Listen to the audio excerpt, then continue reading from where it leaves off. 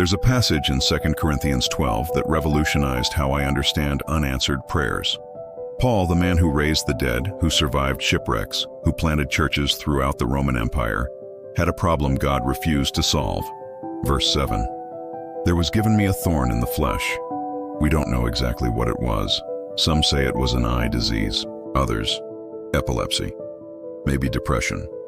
What matters isn't what it was, but what God did with it, or rather, what God didn't do. Verse 8. 3 times I pleaded with the Lord to take it away from me. Paul prayed, not once, 3 times. The man who wrote a third of the New Testament asked for healing and God said no. Think about that for a moment. The apostle who healed others couldn't get healing for himself. But here comes the detail that changes everything. Verse 9, God answers, My grace is sufficient for you, for my power is made perfect in weakness. God wasn't being cruel. He was being strategic. The thorn wasn't a punishment.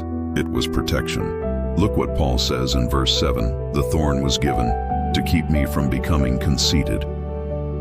Paul had seen the third heaven. He had received revelations no other apostle received. Without the thorn, pride would destroy him. The thorn wasn't Paul's problem.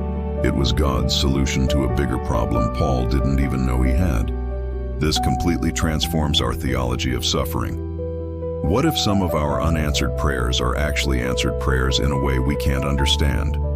What if God doesn't remove the thorn because the thorn is removing something worse from within us? Paul discovered something revolutionary. Weakness isn't the opposite of God's power. It's the channel of God's power. That's why he concludes, I will boast all the more gladly about my weaknesses, so that Christ's power may rest on me. Think about your unanswered prayers.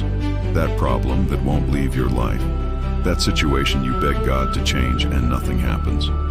What if God's silence isn't absence but wisdom?